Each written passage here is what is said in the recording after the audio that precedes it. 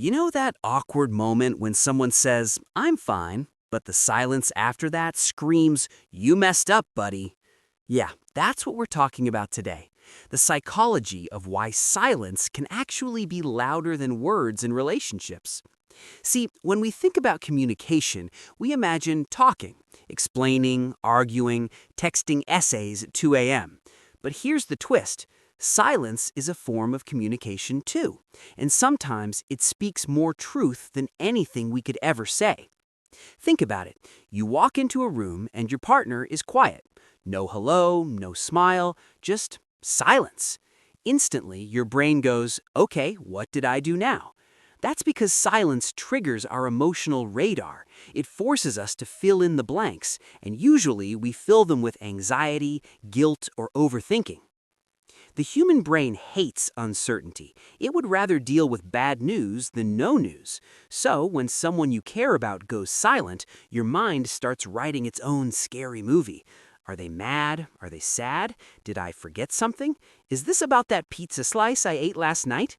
And the funny part is, the other person might just be tired, but your imagination, it's already planning the breakup speech. Silence in relationships can mean a lot of things: peace, distance, resentment, or even love. Yeah, love too, because sometimes when people feel truly safe with each other, they don't need to fill every moment with words. They can just exist together, quietly, comfortably. Like those couples who sit in a car on a long drive saying nothing, but it still feels warm. That's healthy silence. But there's another kind, the kind that feels heavy, the kind where silence becomes a wall instead of a pause. That's when it starts to hurt.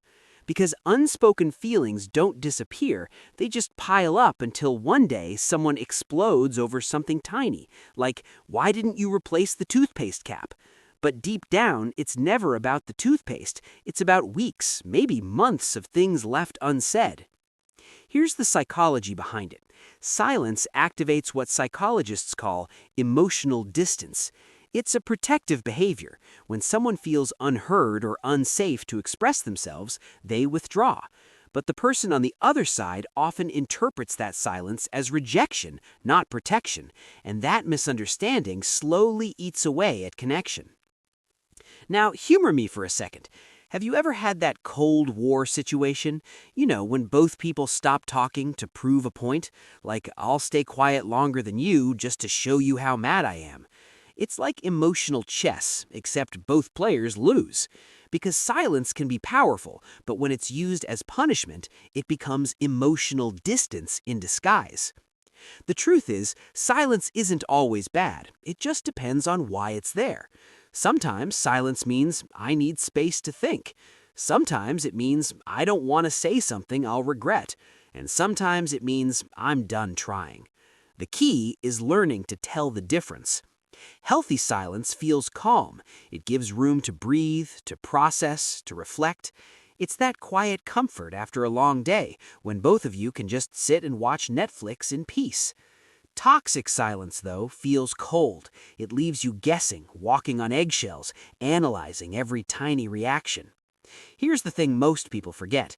Communication isn't just about talking, it's about being understood. And sometimes silence is the body's way of saying, "Words won't fix this right now." So, what should you do when silence shows up in your relationship? First, don't panic. Don't jump straight to "they hate me." Ask yourself, is this silence coming from peace or pain? Then, when the moment feels right, gently break it, not with accusations like, "Why are you ignoring me?" but with honesty. "I can feel the distance between us. Can we talk when you're ready?" Because silence becomes dangerous only when it replaces communication, not when it creates space for it. In the end, words can lie, but silence rarely does. It reveals everything: what's broken, what's healed, what's missing. Sometimes it's the quiet moments that show us the truth we've been avoiding. So, next time someone goes silent, don't just listen to what they say, listen to what they don't.